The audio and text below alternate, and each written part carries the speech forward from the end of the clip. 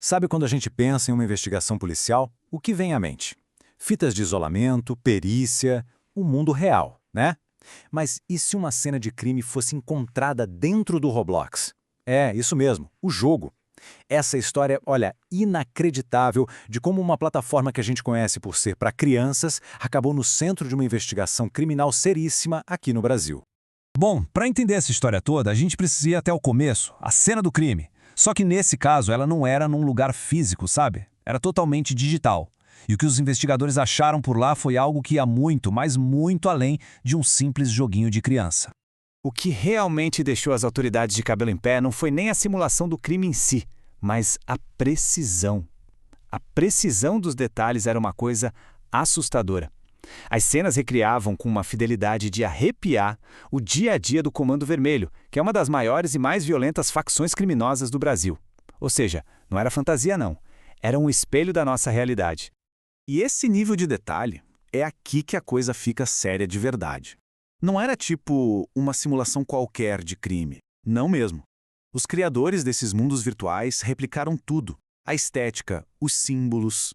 Tinha avatar com fuzil e uniforme camuflado, sabe? Locais simulando as bocas de fumo, pichação nos muros com a sigla CV e até cartazes de procurado com o nome de um traficante que existe de verdade. Era uma imersão completa nesse universo. É claro que uma descoberta dessas não ia ficar só no virtual, né?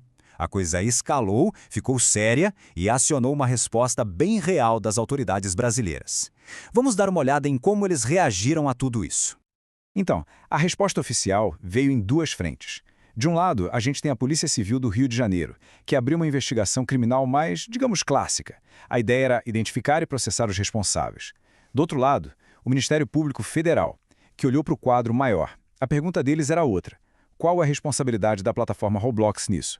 Será que ela é mesmo apropriada para crianças e se, de alguma forma, normaliza o crime? E é importante entender que essa preocupação não é só nossa aqui no Brasil. Não mesmo. Esse caso do Roblox, na verdade, faz parte de uma discussão muito maior, uma discussão global sobre a segurança dos mais jovens nessas plataformas.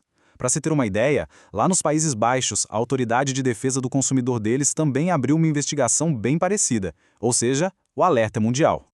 Ok, mas para além da questão policial, tem uma outra camada nesse problema. Uma que talvez seja ainda mais preocupante: o impacto disso tudo na mente das crianças e dos adolescentes. O que acontece quando o crime vira, literalmente, uma brincadeira? Vamos ver o que os especialistas têm a dizer sobre isso. O ponto-chave aqui, segundo especialistas, é um fenômeno com um nome bem forte: anestesia emocional. O que é isso? Bom, a ideia é que a exposição constante a essa violência, mesmo que seja só num jogo, começa a dessensibilizar o cérebro.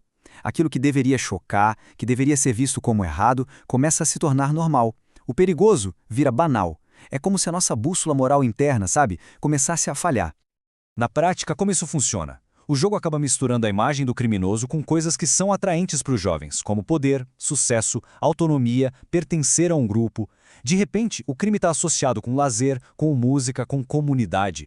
E essa confusão toda pode levar a algo muito perigoso. A criança ou o adolescente pode começar a admirar essas figuras e até levar essa agressividade para a vida real. Tá, e diante disso tudo, qual é a saída?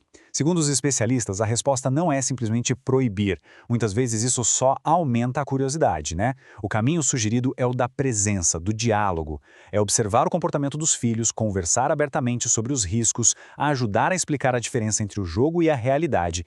E talvez o mais importante, ensinar a pensar de forma crítica sobre tudo o que se consome online. Bom, a gente já viu a cena do crime, a investigação, os alertas dos psicólogos, mas e a empresa por trás de tudo isso? Faltou ouvir um lado, né? Então, vamos agora ver qual foi a resposta da Roblox para toda essa polêmica. Oficialmente, a posição da Roblox é de que a segurança é uma prioridade máxima. A empresa diz que tem um sistema com várias camadas.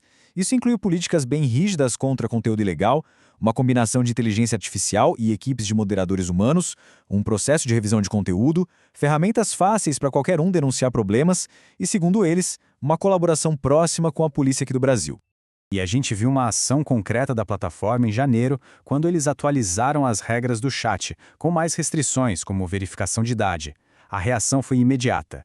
Uma parte da comunidade não gostou e organizou protestos dentro do próprio jogo contra o que eles viram como um controle excessivo.